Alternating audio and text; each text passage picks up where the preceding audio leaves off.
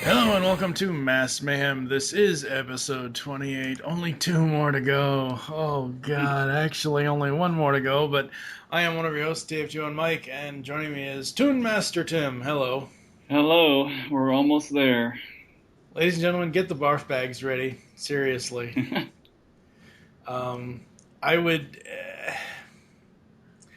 I didn't grow up watching the show I'm about to reference because it just wasn't my thing. It was the animation in it was just too realistic for me. And that's John K's Ren and Stimpy.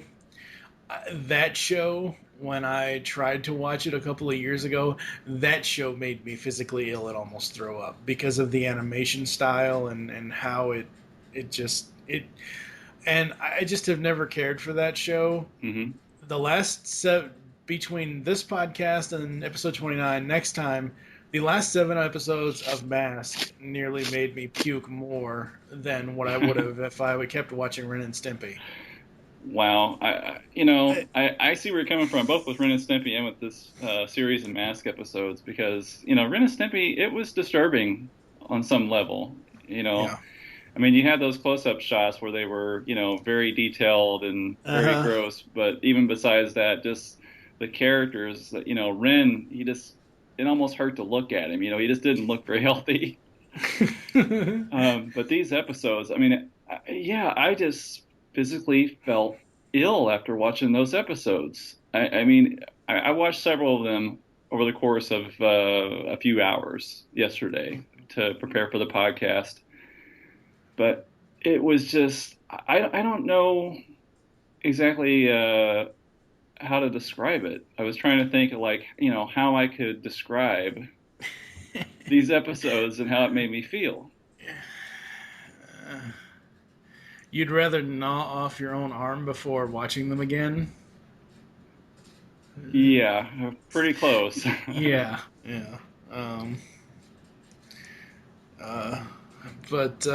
So I know we've been super negative in this show, at least I have been for the most part, but we're coming into the home stretch, ladies and gentlemen, and, I'm happy and unhappy that I went back and watched this show because my over-romanticism of my memories of watching it as a child, basically what it really is, does not live up to the memories that I have of watching it as a child. I mean, this show would have almost been better if Michael Bay came in and had explosion after explosion after explosion. Oh my god, I don't know, ladies and gentlemen. I just don't know anymore. I am very happy, as I've said before, since Tim came on, I'm very happy that we have been able to finish out this podcast and basically bury it in the ground after episode, 28, 29, and 30, and we're done and we can move on. As of this recording, I'm still in pre-production on Showtime Synergy, which is the Gem review podcast, which Gem has some bad moments, but none of them to this point. We've watched and reviewed all of Season 1 to this point, and we started Season 2, and none of them to this point have made me physically ill like these last 7 episodes of M.A.S.K. Because at least there's enjoyable things and not so enjoyable things in each episode of Gem and the Holograms. So Yeah. Let's go ahead and get to it after this. Ladies and gentlemen, the Australian Outback. One challenger will lead his team over the finish line for this and the prize money. But the prize that really matters is the knowledge that you won the Battle of the Giants.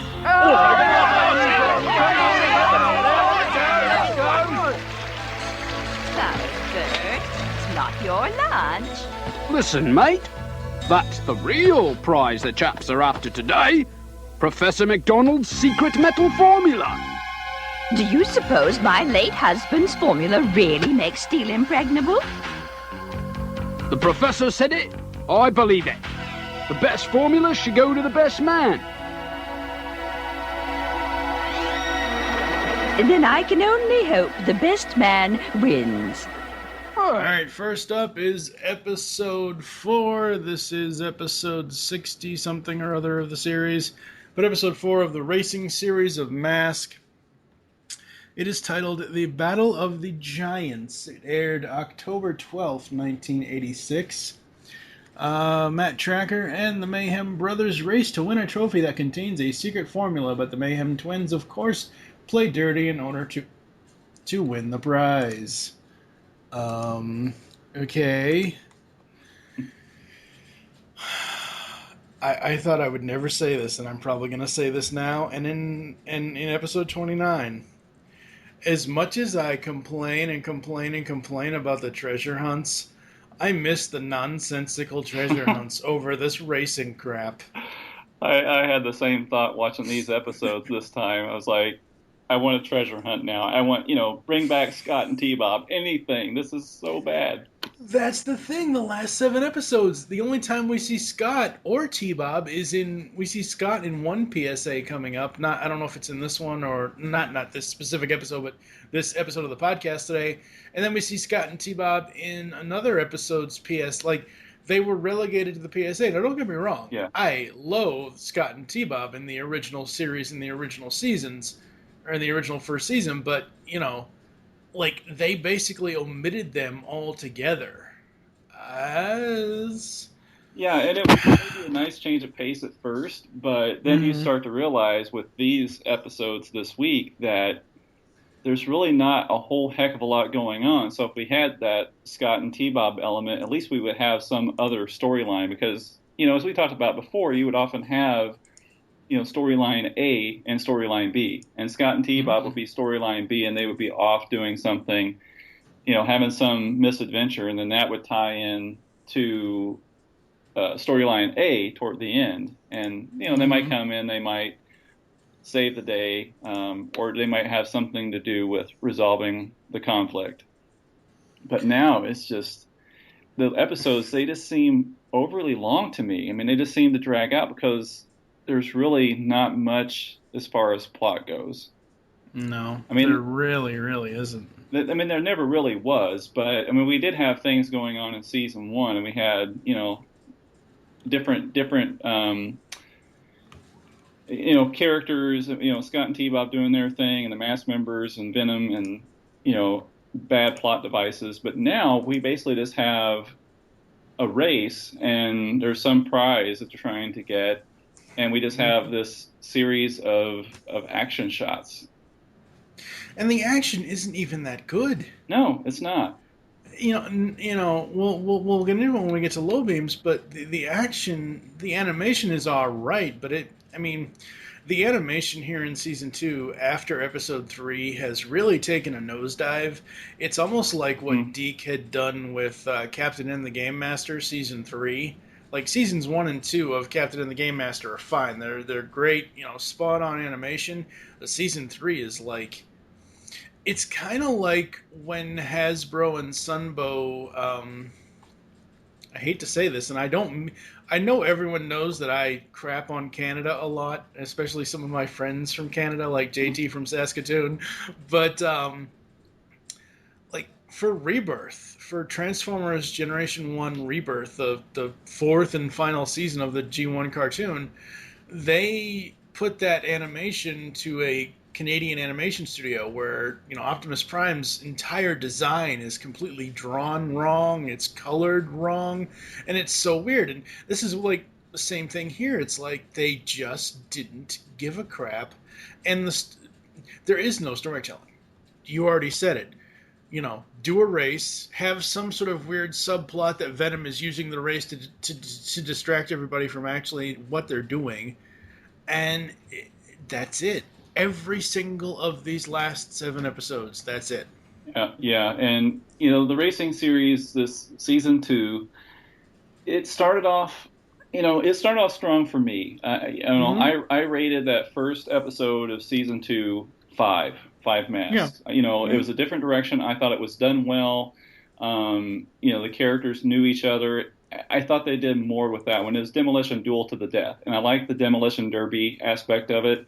Plus, we had Boris, the new M.A.S.K member, come in, and we didn't know that he was going to be good at first. I mean, you could have seen it coming, but at least they played it like, okay, he's new, he's going to join Venom.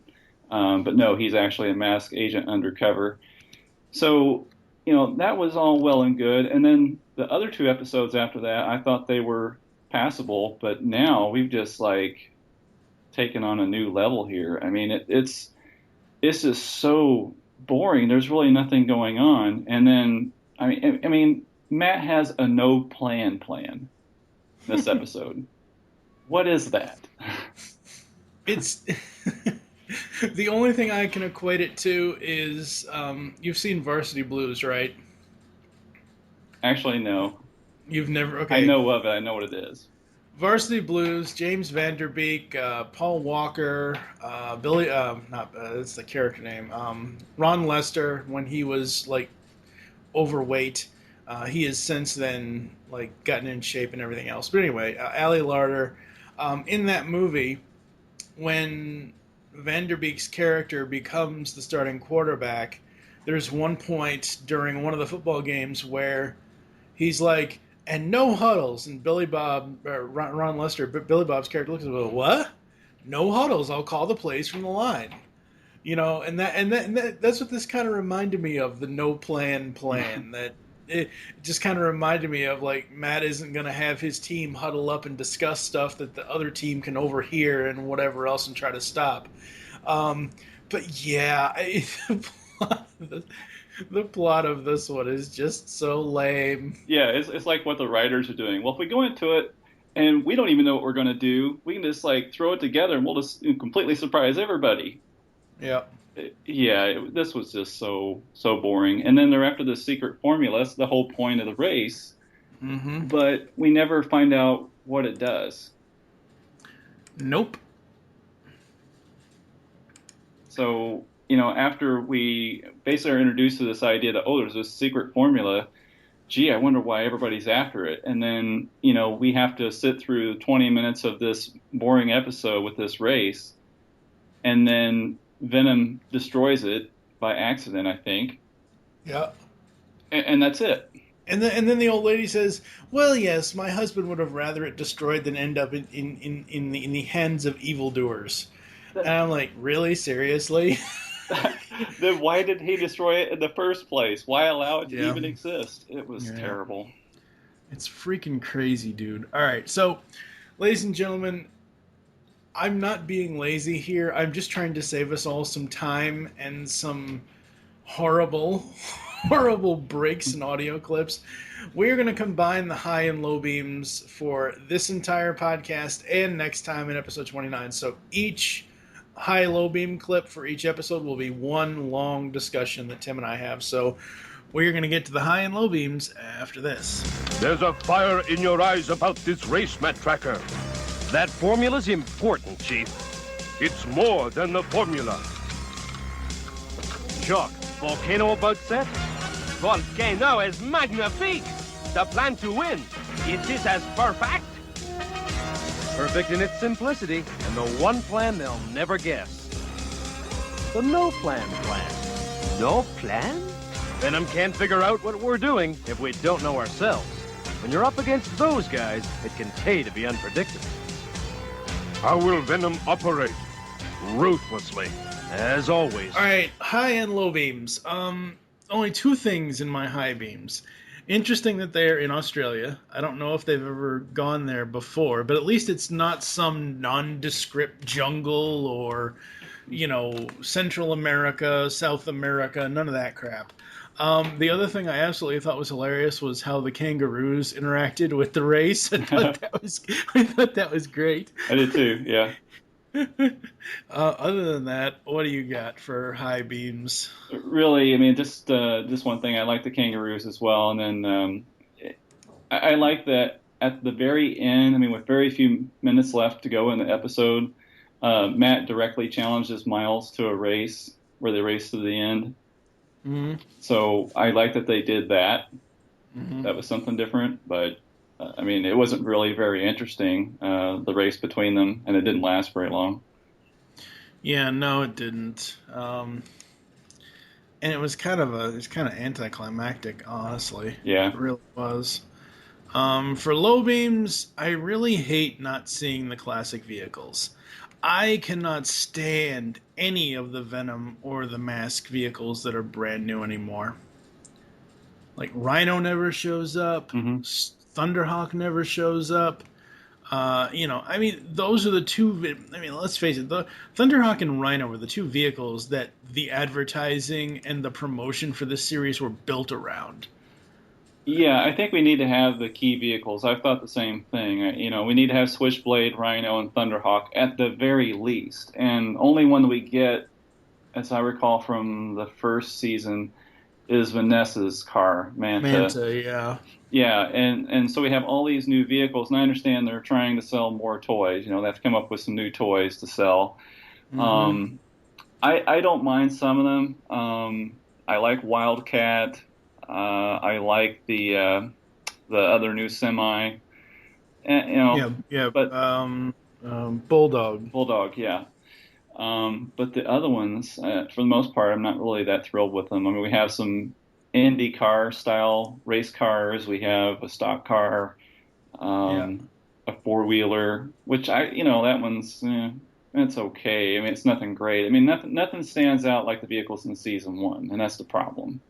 Yep, absolutely. And I also wrote down, what the hell is the point of this episode other than to get the medal? Everything gets so lost for me, as I was watching this, I got so lost as the episode kept moving forward. I nearly forgot what they were even after in the first place until the old lady mentioned it, and there's just way too much misdirection going on. Yeah, exactly. That was my problem with this one, too. And really, I didn't write down any other low beams because that was just my biggest issue with this. It's like all of these, it's basically a series of events that just are not connected at all. And so at some point, you just start to lose interest and you start to wonder, okay, well, why are we even here? Mm-hmm. And they don't carry they don't carry that throughout the episode and let us, remind us of what they're after. It just becomes boring because it's basically just a bunch of cars, driving around and people shooting at each other and using their mask powers. And so, yeah, we and even the mask powers suck. Yeah, they do. I mean, I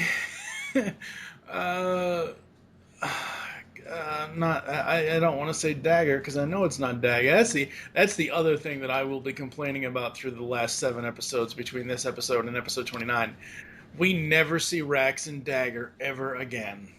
Well, we see Rax, but we don't see Dagger, as I recall.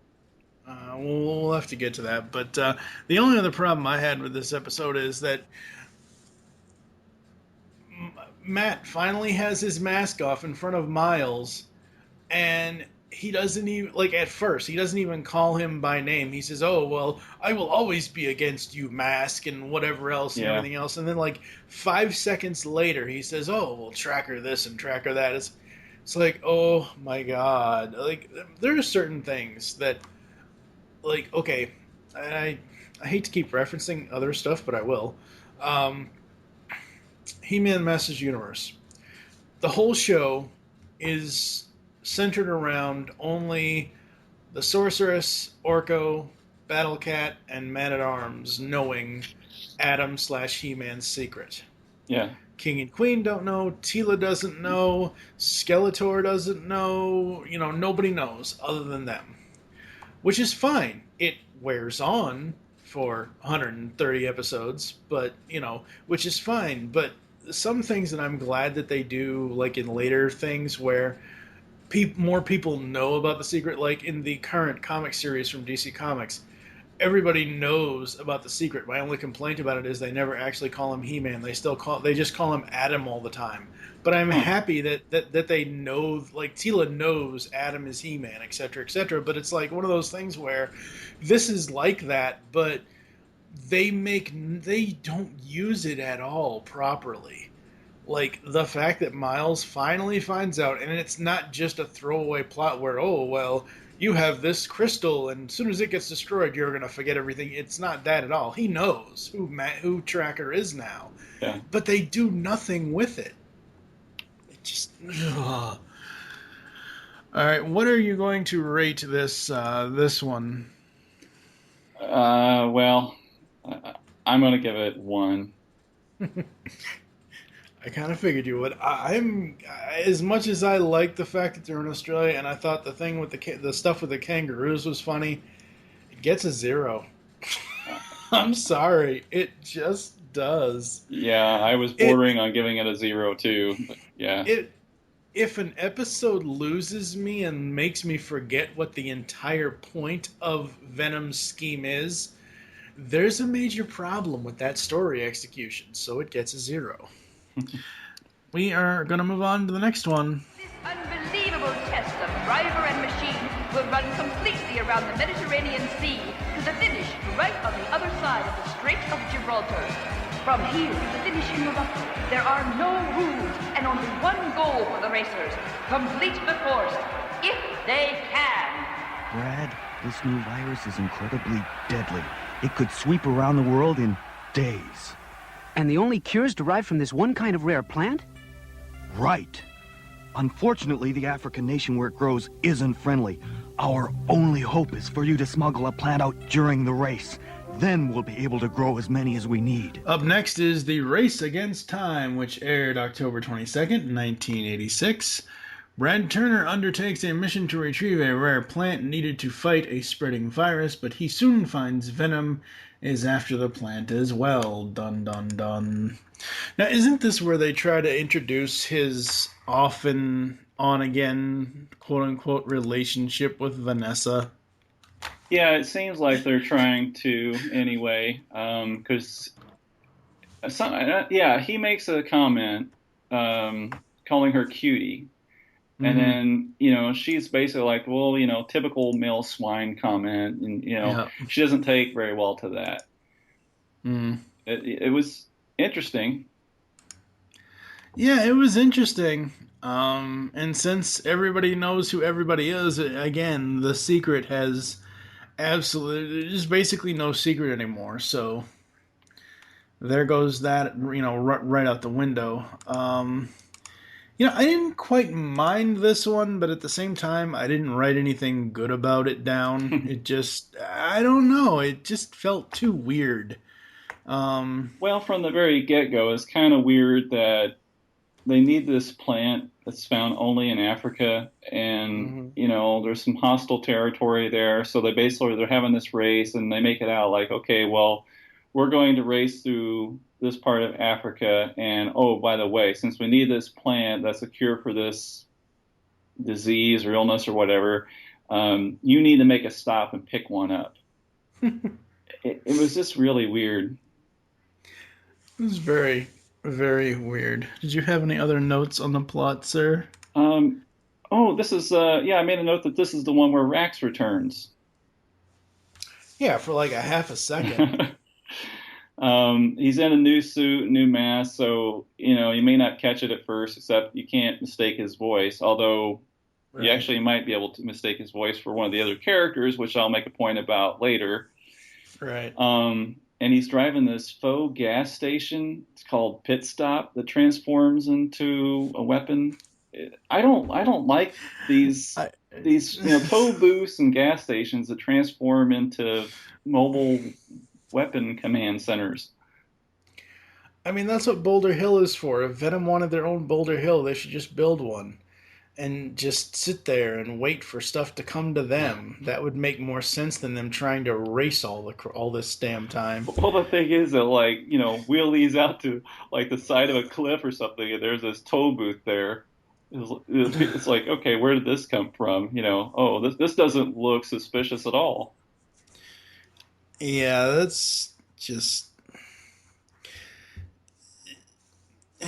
the originality of M.A.S.K has really, really jumped itself off of a fucking cliff at this point. Because there is no originality. Like, a gas station that turns into a vehicle, or a vehicle that turns into a gas station, or whatever the hell, that just makes no goddamn sense. It really, really doesn't. Yeah, I suppose if you're a kid and you have these toys and you have Boulder Hill, if you're building the playset, then it makes sense to maybe have the fill-up station and a tow booth and this stuff, and so you can have basically build this little city to drive your toys around in, and then it's like, oh, okay, M.A.S.K is gonna pop out here. Yeah, that makes sense. But in the cartoon, no. No. All right, we're going to get to the high and low beams for Race Against Time after this. It's stupid to work together. I'll break that M.A.S.K wimp in two. Like it or not, it's you and me. Our sources said M.A.S.K was going to smuggle a plant out. If that happens, we lose. Bruno never loses. M.A.S.K.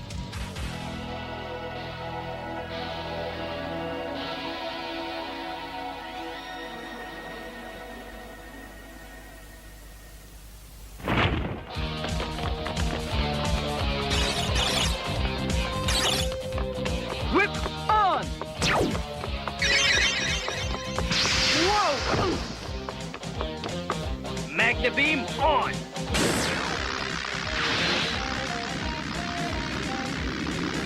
Whoa!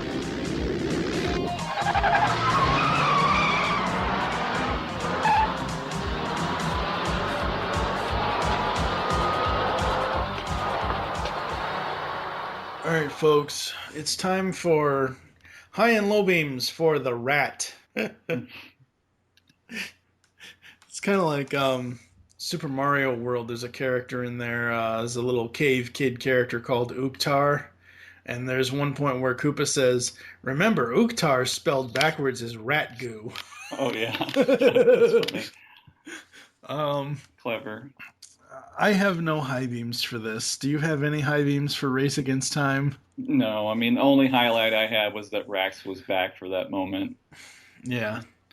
So this series lives up to its name. They are racing in every single episode, as far as, because they dubbed this M.A.S.K Season 2 the Racing Series. Yeah. Well, and the other thing, I went into this one with this title thinking that we were going to have some time travel aspect to it. That we were going to be racing and maybe we'd race through a time portal or something. That would have been interesting. It would have been interesting. It would have been better than what we got. But I knew Race Against Time, when they usually have a title like that or something like that, it's more so you have a certain time. It's kind of like the WWE Beat the Clock Challenge is what it is really what it is. Yeah. We're just racing against the clock. Yeah. Yeah.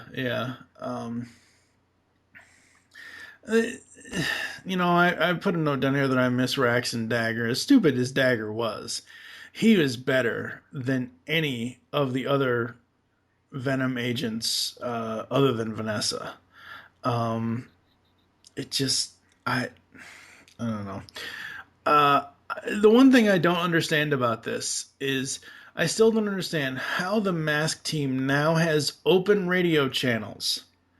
Because at one point, one of them says, "Oh, you're on an open channel. Oh, okay, now you're on a M.A.S.K channel. Go ahead." And it's like, how did this happen? When did this happen? Mm-hmm. Like, I mean, they're trying to make the M.A.S.K team just be, and I'm not making fun of these people. I'm just stating a fact.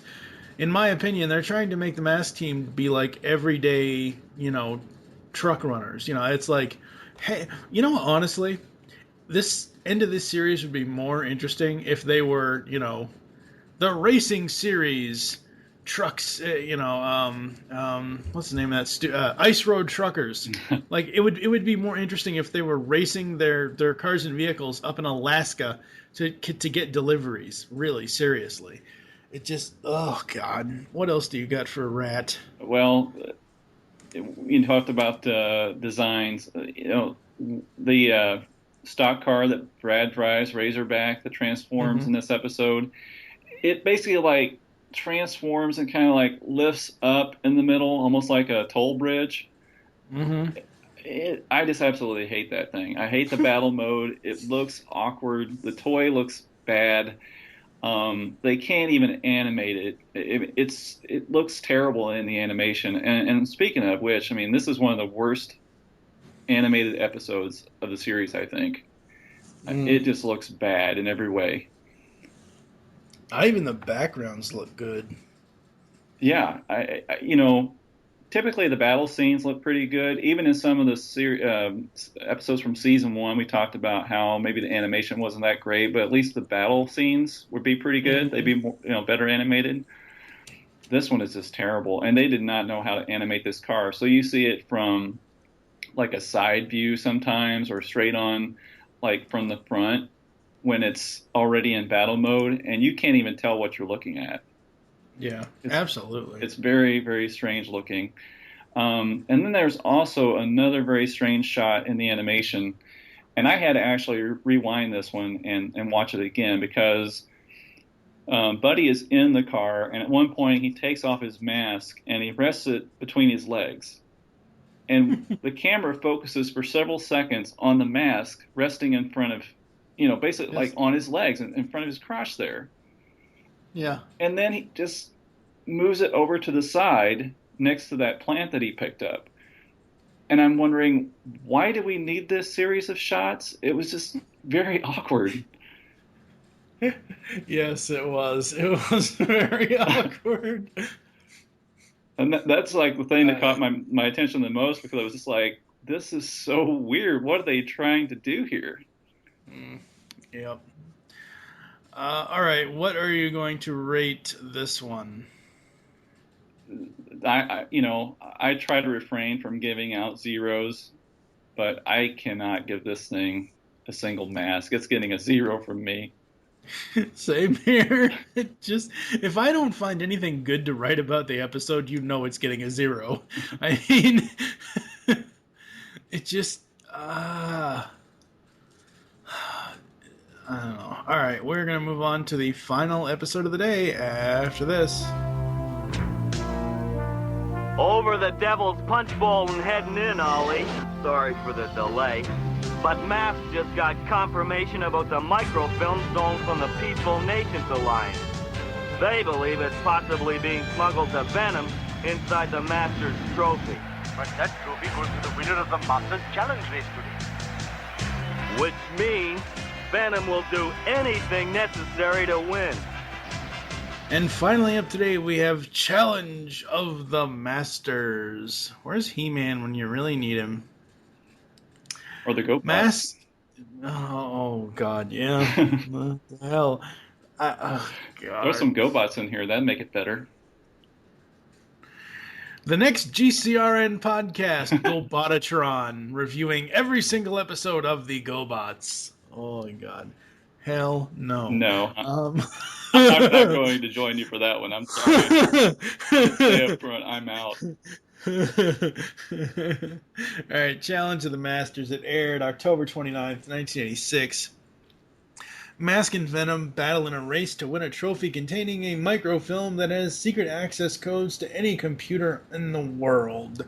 They have done this plot already. They did this same similar plot in season 1. I always question this, because this is a thing where how is someone building a microchip or microfilm? How is someone going to build something that can take over every single computer in the world? I know. They've done this thing with other things too. I mean, they had the episode in season 1 where it was every safe combination for every safe in the world. That was. Really? And they need to have, I mean, the story editor here must not be doing his or her job, because you would think they would say, no, we've done that sort of plot numerous times. Let's do something different. Somebody has to be keeping track of these. Yeah. I mean, you do somewhat in other series, you know, they do somewhat recycle some of the plots. I mean, because you've got maybe, 65 episodes in a season, and then you have, shows like He-Man that have 2 seasons. So then there's, which is kind of rare actually, but you have over 100 episodes, let's say, then you're going to have maybe a few in there that seem fairly similar. But this is basically just like the same plot, and they don't do anything new with it. I mean, at least change something up, give us something new. And again, here's another one of those plots that it sounds interesting when you read it like that, Mike, but you watch the episode, and again, they're just racing around. Mm-hmm. Pretty much. That's pretty much all they do now is just race around. Oh, Lord. Alright, we're going to get to the high and low beams after this. Get the trophy. The first vehicle's in sight. What's the vehicle look like? You again? Aren't you supposed to be selling peanuts? Sold them all. Just stop by to look at that beautiful trophy. You'll get your chance very soon.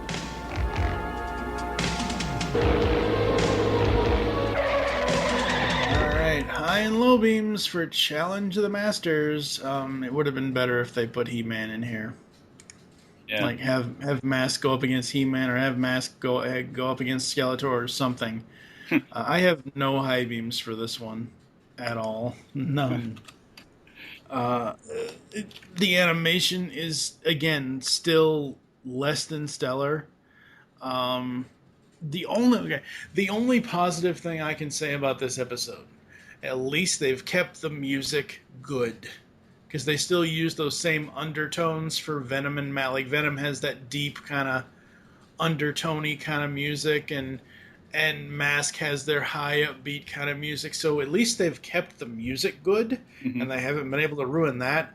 Other than that, I have nothing nice to say about this one. What about you? Right, I give you that. Also, they've added some new music. They seem to use this country western theme a lot now too. Even when they're, not in the West, they're just in various places and they'll use it. So it's kind of strange. There are only a couple of things that stood out for me in this one. Again, there's just not much to talk about when they're just driving around shooting each other for 20 minutes. But at one point, Bruno drives up to Mayhem. He's in disguise, and he asks him for peanuts. So yeah, thought that was kind of funny. And then there's a flash flood sequence in this one, and that was actually the most interesting scene, without a doubt. Yeah, it was. What about your low beams, sir? Again, these weird play sets that they've decided to throw into the episodes. Alex in the tow booth again. We saw him in one of the episodes from last week. Again, I know they're wanting to sell toys, but we see him in S's vehicle, and I think, Floyd, he came in late in season 1. He's got that red bike that flies around, so we get to see that one again. That was one I'd forgotten to talk about when we were mentioning vehicles from season 1 that don't show up. So they use, in my opinion, 2 of the least interesting vehicles from season 1 in season 2. So, yeah, what do you got? For me, seriously, a race for a trophy that may or may not have microfilm in it. They don't even know if the damn microfilm is there. And while the PSA is informative, it's annoying as hell. These PSAs are bad. I mean, they've gotten worse for the most part. I mean, we didn't talk about the ones in the earlier episodes this week, but we had one on overloading circuits, blowing the fuse box. I mean, that's a good, that is a good lesson for people to learn. I mean, I don't have a problem with that, but yeah, just the way that this one was executed, Boris keeps saying, "Oh, Matt, emergency, emergency," and Matt just keeps assuming your standard emergencies of why you should call 911. And then it turns out Boris overcooked or undercooked his borscht or burnt his borscht or whatever. It's like, oh, God. It's just so horrible. Yeah, it should have been a PSA on don't make assumptions.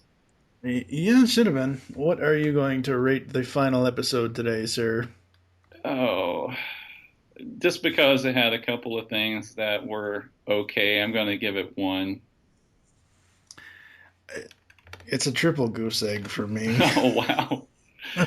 Yeah, I tell you, I was close to seeing all zeros on this one. I did find a couple things about this one that were, made it somewhat tolerable, but it's a bad episode, no doubt. Mm-hmm. I think that's going to do it for this episode of Mass Mayhem. We're going to take a quick break, come back with final thoughts, and close out the show after this. It's Showtime Synergy, the latest review podcast from the Geekcast Radio Network, is coming. So join TFG1 Mike, Nicole Hailstorm, and myself, Lady Wreck, as we will be reviewing all 65 episodes of Gem and the Holograms in a 25-episode-long podcast. You can find Showtime Synergy on iTunes and geekcastradio.com. We are the truly outrageous podcast that you want to be listening to. All right, that's going to do it for us here on Mass Mayhem. We only have 1 episode to go, dude. Oh. 1 episode to go. Yeah, that's something to look forward to. Yeah. Absolutely. And then after that, hopefully Optimus Solo will be joining us for the finale in episode 30, so there is that. But yeah, If listeners, if you're hanging in there and you're watching these, following along with us, that's absolutely great. If you're someone who's on the fence, if you've never seen the racing series, don't even go there. Don't bother. It's on YouTube if you want to watch it. Yep. But you're wasting your time. It is so bad. There's really nothing here that's worth your time. Mm-hmm. I would say that first episode of the racing series, that's okay. Like I said, it was something different from season 1, but beyond that, it's looking very bad. And in these last 4 episodes we got coming up next time, if it doesn't get any better than this, we're going to be in for some hurt. Yeah, pretty much. I mean, what other cartoon series can you think of that even comes close to being this bad? This bad out of the 80s? There are frustrating moments in He-Man. There are a couple of frustrating moments in Gem. There are a lot of frustrating moments in Transformers, but they are not all consistently bad. Like, ladies and gentlemen, I did a 000. I don't think I've ever done a 000 on this show. I've done 000s on other shows, but I don't know. Mm-hmm. I just don't know. So, thank you for joining us here on Mass Mayhem today. If you'd like to get in contact with us to leave feedback for the show, there are several ways to do so. Visit the website, geekcastradio.com, where you can comment on each and every one of the episode posts. Send email to feedback@geekcastradio.com. Leave the show's feedback in iTunes. Please do this. Follow us on Twitter. You can follow @GeekCastRadio for all the other network updates. Mine is TFG1 Mike. What is your Twitter? Toon Master Tim. Become a fan on Facebook. Go to facebook.com/GeekCast Radio Network. Call the voicemail line. Tell us the show you're leaving the message for and your name. 502-526-5821. We hope you enjoyed this episode of Mass Mayhem, and don't forget to join us in our next crusade when we will be discussing the final 4 episodes of the series. Yay! Those being, For One Shining Moment, High Noon, The Battle for Baja, and Cliffhanger. For now, I am TFG1 Mike with Toon Master Tim. Tune in next time when we will be... Oh, crap, I screwed that up. Okay. Tune in next time, and remember that podcasting is the ultimate weapon. Wow, these episodes are really screwing me up. Illusion is the ultimate weapon.